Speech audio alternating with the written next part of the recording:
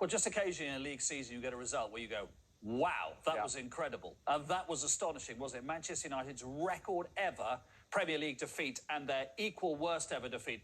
Erik Ten Hag he's very straight down the line to the point, isn't he? Not making any excuses, saying they were unprofessional. Yeah. Now, you two are the professionals, and occasionally you would have been on the end of a hiding, maybe. Absolutely.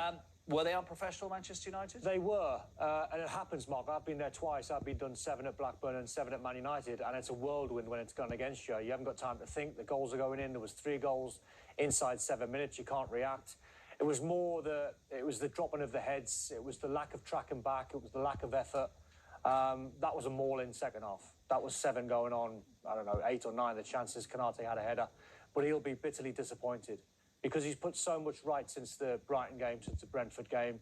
You thought they'd turned the corner, and they have. The performances in general have been really good, but no one saw a 7 coming before the game. No one. How do you go from winning a cup last weekend to being, everyone says, in the title race, and you won in the FA Cup in the week, to that, and everyone going, well, maybe Manchester United are on the up and Liverpool have peaked on the way back down. How do you go from that situation to getting thumped 7-0?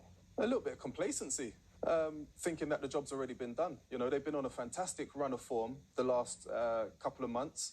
And they thought, well, we just need to turn up, do the things that we've been doing in the lead up to this game, and, you know, the rest will take care of itself. However, Anfield is a really difficult place to go. And you're talking about one of, if not the biggest rivalry in world football, you know, Manchester United against Liverpool, or Liverpool against Manchester United.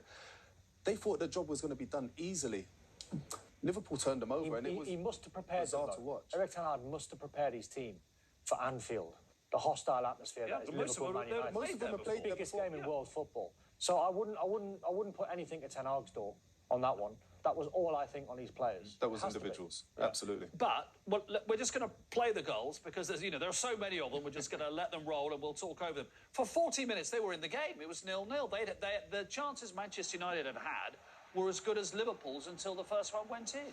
Yeah, they were, but, you know, the problem is complacency in terms of the defensive elements. The midfield went missing on multiple occasions. There were so many times Fernandes didn't track back, so if he had followed his runner, the ball wouldn't have been able to find its way through to him. The reaction of most of the players, and I'm talking about all four of the defenders and all of the midfield Experienced players, Jermaine, that's the key. Players that have played the game at the highest level for years and years and years, just let themselves and the club down massively by not doing the simple things well. This is amazing from Liverpool's point of view, though. Mo Salah's skill on Lisandro Martinez. I mean, twists him up for fun. Send him to the It's the lack of runners. It's the lack of awareness from Luke Shaw. It's De Gea going ballistic, and rightly so, but don't go past your near post.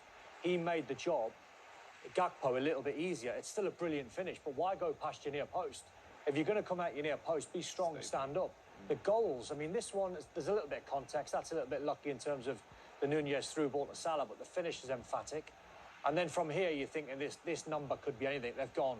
There was players like Bruno Fernandes, who wasn't disciplined. He's the player that has to play as a number 10. You can't be carrying a passenger off the left-hand side. He doesn't do the defensive work. It's your captain, though. That shouldn't even be a part of the conversation. Should be leading by example. But Bruno Fernandes is a good player in his own right. But I stand by, and I've said it for a long time, he doesn't play the position very well. He's not disciplined. When it's going his way, and he has lots of touches on the ball, he looks a brilliant player. I mean, the ball broke a couple of times to Liverpool. Both Salah goals, the ball broke kindly for them. But Liverpool were in the mood, weren't they, Jermaine? And Liverpool, because, all right, I was at Anfield where they got thumped by Real Madrid, and maybe the Champions League is too much for them. But in terms of their league form, they are definitely picking up, even though they had a 0-0 at This Palace. is the best story. Defending well. This is the story of the night for me. Firmino, the announcement he's going to go and getting a goal.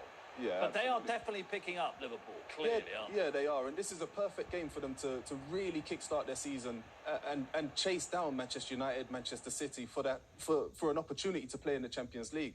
Gakpo was fantastic today, took his goals really well. Nunez took his goals really well. And Salah, he was unbelievable. He was unplayable. You couldn't get anywhere near him. Bouncing players off him, burning them for pace, his trickery on the ball, his awareness to find the passes, the runners.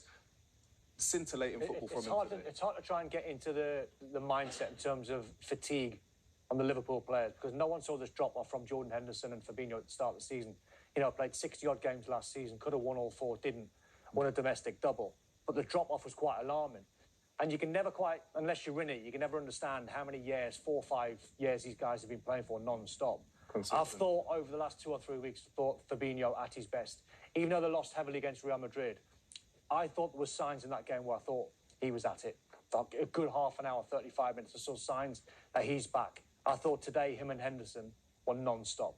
Harvey Elliott looked really good on the ball and is a tenacious young player with lots of skill, but it stems from the work ethic in midfield. If you've got Fabinho at his best, you've got Jordan Henderson at your best, those three were the engine room that took the game away from Man United today. And then, as Jermaine said, you've got Gakpo and you've got Salah and you've got Nunez, the threats at the top of the pitch. Well, we should have a word about Salah because he scored more Premier League goals than anyone else in Liverpool colours. I mean, Ian Rush is probably the greatest goal scorer of all time when it comes to Liverpool. But in terms of the Premier League, you know, Robbie Fowler, Gerrard, Owen, who was with us today, obviously Sadio Mane and Firmino.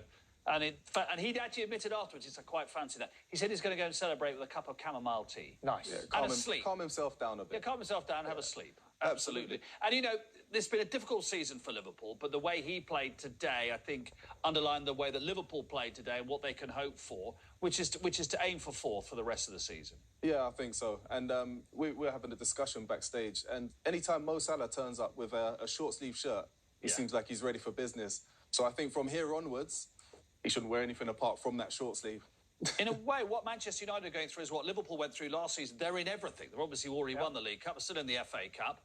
I think probably the title's gone after this, but obviously top four. They're still in everything. Was there an element of fatigue a little bit about Manchester United or more a mental approach? I just think it was more the mental approach. If they were complacent, that's one thing. But you see the heaviest defeats there and you go back over a long period of time. These results happen, Mark.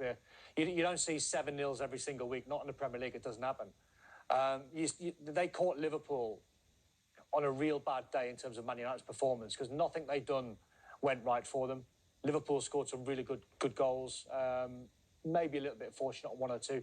But I think it was more so, I think, Liverpool's performance, how good they were against a very, very under-par Man United. How did Manchester United recover from this mentally and psychologically? Because that's the point, isn't it? They have to mark it down as a one-off. And I'm pretty sure Ten Hag's going to do that. He'll have the guys into training tomorrow morning and say to them, right, these are the places we need to improve. You watch it? Do you make him watch it again? Yeah, that's what he'll do. Yeah. He'll get all of the clips, the good, the bad, the ugly, and he'll say, right, this is where we improve, this is what we stop, what were you doing here, next time you turn it around. There's no waffle with him. No, I really like that. I love the fact that there's no waffle. Go all the way back to when Brentford spanked them and they ran 11k less.